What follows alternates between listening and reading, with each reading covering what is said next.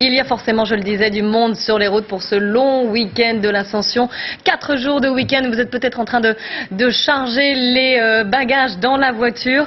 Didier Arinaud, bonjour, vous êtes directeur général du cabinet ProTourisme et vous êtes en direct du bassin d'Arcachon où il va faire 25 degrés aujourd'hui. En tout cas, il fait déjà très beau, on le voit à votre mine et à ces splendides images d'Antoine et Steph qui donnent envie. On parle avec vous de ce long week-end. Il va y avoir du monde sur les routes, il va y faire un temps magnifique. Forcément, les gens partent, ils vont profiter. Est-ce que c'est quoi? C'est le début de la saison touristique?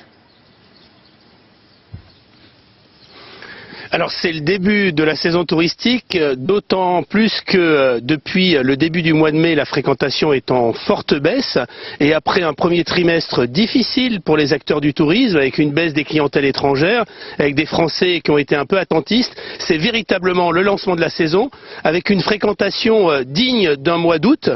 12 millions de nos concitoyens partent pour ce pont de l'Ascension, avec des réservations qui sont à la hausse dans toutes les destinations.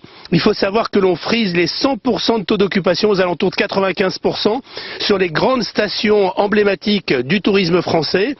Et pour les acteurs du tourisme, que ce soit dans le domaine du camping, des villages de vacances ou de l'hôtellerie, c'est le premier week-end où ils affichent complet, avec d'ailleurs des prix à la hausse, puisque les tarifs, pour ceux qui s'y sont pris à la dernière minute, les tarifs en matière de transport, que ce soit avec Air France, la SNCF, mais aussi des hébergements touristiques, sont beaucoup plus élevés que pour les autres ponts.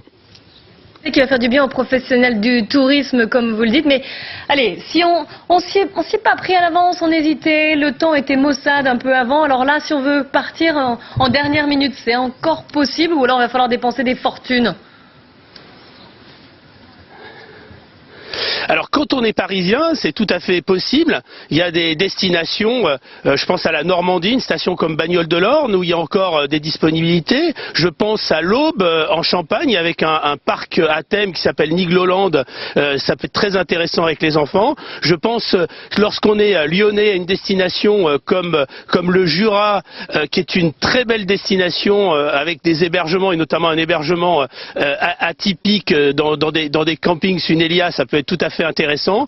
Et puis pour les Toulousains ou les Bordelais, les Pyrénées, avec un superbe temps ce week-end et les destinations de montagne qui sont moins réservées à cette période de l'année, il reste de la disponibilité. Il y a bien évidemment aussi encore quelques disponibilités en Bretagne, dans la baie de Morlaix ou sur la côte de Granit Rose, destination exceptionnelle avec un littoral fabuleux. Donc on voit qu'il reste encore des disponibilités, mais il faut sortir des grandes stations connues du tourisme français pour aller vers des destinations peut-être moins connues, mais surtout avec une fréquentation moins forte. Et cela aussi, c'est la tendance, puisqu'on est dans une logique de slow tourisme, d'un tourisme doux et d'un tourisme expérientiel.